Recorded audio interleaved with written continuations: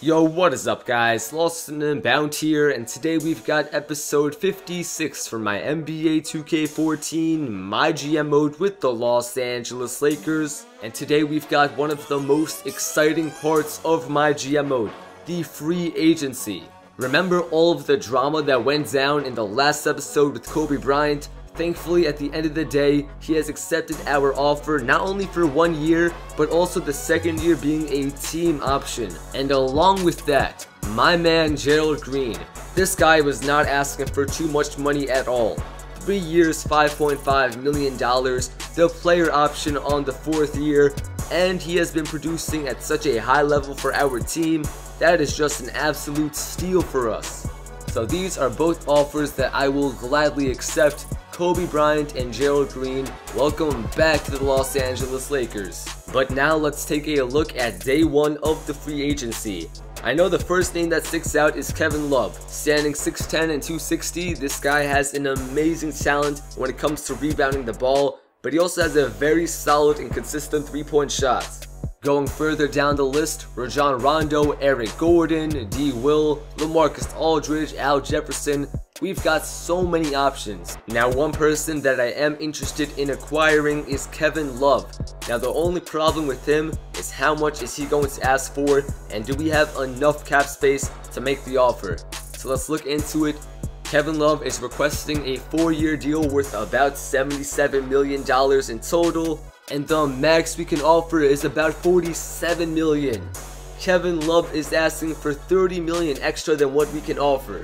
And once again, he is pushing us off to the side. Kevin Love, a guy I was really looking forward to acquire. I'm not sure if we can get him. Now, our main hope is that maybe throughout free agency, he's not going to get too many offers and maybe he decreases what his request is. But for now, we're going to have to walk away. Now, another player that is very intriguing is Dirk Nowitzki. Now, prior to this free agency, he was making near $20 million a year. Obviously, we're not going to offer him that much, and I don't think he's going to request that much either. He's getting a little bit older, 37 years old, unrestricted free agent, and considering the fact that Serge Ibaka and DeAndre Jordan, our 2 starting big men, are defense first, a guy like Dirk Nowitzki could be a great addition to bring in some extra scoring. How much does he ask for? And he's only asking for $5 million in 1 year. What a change. He goes from making about 18 to 20 million a year, and he is willing to take 4.94. But there is one problem with that. Other teams might be willing to pay a little bit more than what he asked for so that they can secure him. So what we are going to do is offer him a 1-year deal with a team option, but instead I'm going to bump that up to $5.2 million. Hopefully the extra cash makes him accept the offer, but the team option means that we could secure him for the next season as well. For the role, I think the 6-man spot would do him well. Let's offer the contract and let's see what he says. Thanks for the offer, I'll take it into consideration and will let you know when I have made up my mind. So hopefully he accepts that offer. That would definitely increase our scoring off the bench. After losing Steve Blake, we are missing a backup point guard. So I'm looking at the point guard position right now and I'm narrowing it down to 2 players. Tony Parker or Nate Robinson. Now, Nate Robinson is 5'9", even though he's only 31 years old, he is still very athletic, but I think Tony Parker, the veteran off the bench, very consistent in the clutch, great mid-range jumper, can attack the basket. I think he's the guy we're looking for, and his offer is a 1-year deal worth $11.77 million. That's a little bit more than what I wanted to give him. How about this? I can secure him a 2-year deal and the player option for the 2nd year. That way he feels like he has the control for the 2nd year, but let's lower that down to about $10.55 million because we do need the extra cap space to offer a contract to other players. Tony Parker, let's offer the contract, and he still wants to negotiate. $11.23 million. So it looks like when it comes to the years, he's fine with that, but the money, he's not liking it too much. How about we go to, I can't even offer him anything more than that. So the max we can actually offer him is $10.93 million for the 1st year.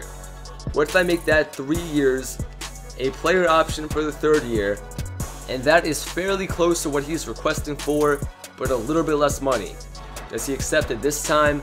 And this time he does thank us for the offer, so he's not trying to negotiate it anymore. He says he'll take it into consideration, and generally that does mean that they will accept the offer. Hopefully nobody else gives him anything big. Let's advance through the next day. And they both accept the offer. That's what I'm talking about. Let's go. Dirk Nowitzki and Tony Parker. Two scoring veterans. Two reliable players in terms of talent. In one day, they already accepted. I was expecting to wait a few days. When I offer a contract to Kwame Brown on my Twitch live streams, it even takes him 2 days to decide.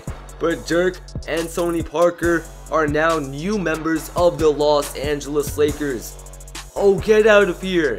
No way. Oh my goodness, guys. This is why I do live commentaries. Stuff like this, the kind of stuff that actually happens to real GMs in real life.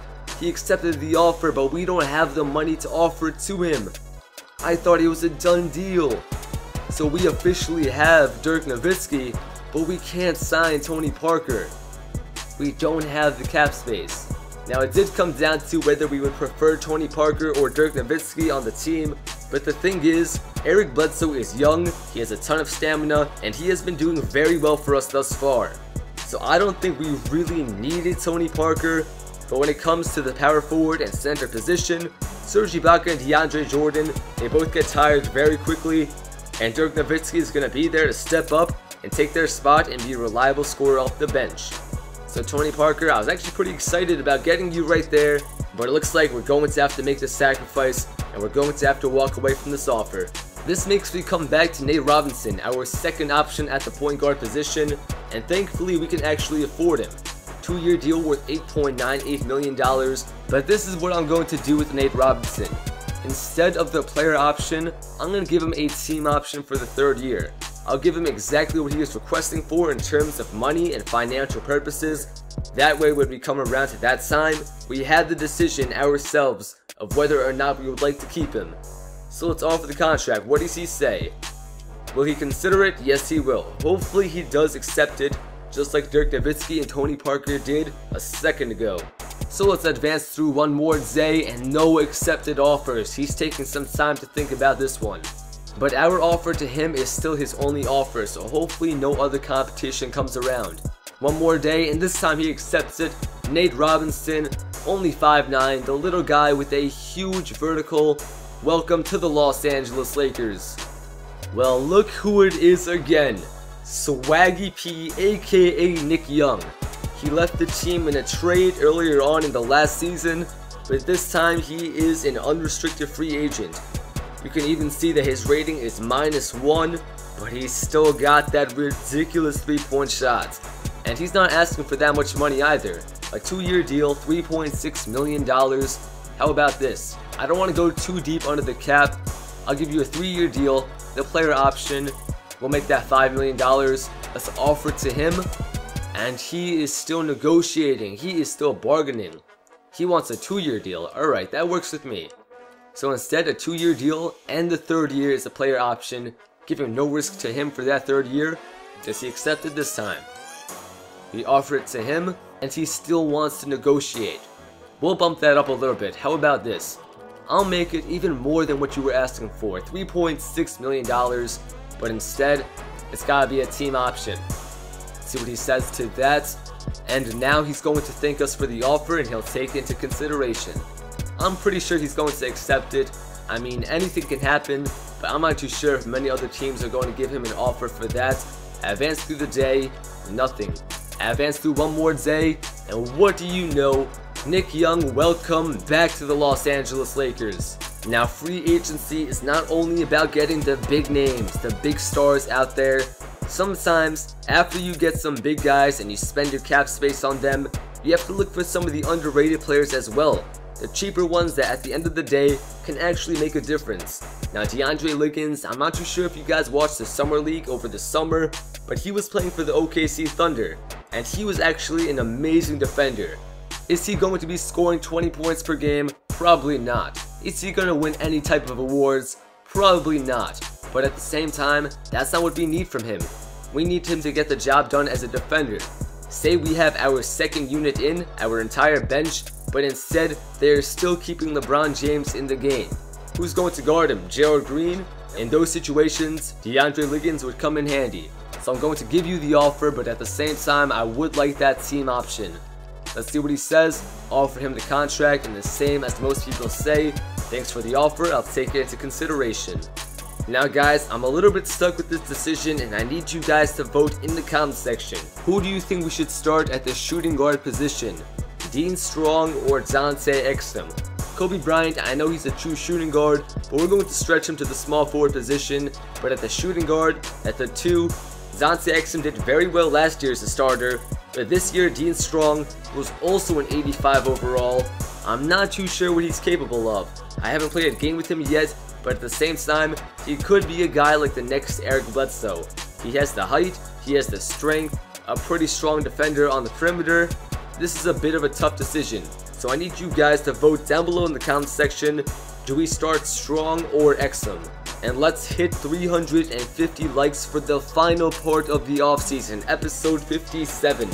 If you're new to the channel, make sure you subscribe to join LNU Nation for your #1 source of all NBA 2K14, my GM mode, my team, and tons more to come. Follow me on Twitter at LostNUnbound to keep up with everything on the channel. My Twitch channel will be in the description. It's the same as my YouTube name, LostNUnbound, and I live stream over there several times per week at 7 PM Eastern, so make sure you go ahead and follow me over there on Twitch. And as always guys, I'm LostNUnbound, and have a great day. Peace out. And we are live in the NBA 2015 draft. Adam Silver with the introductions, and for the #1 pick, the Milwaukee Bucks will pick Lowell Hart, the 7-foot center, and the Celtics are giving us a call.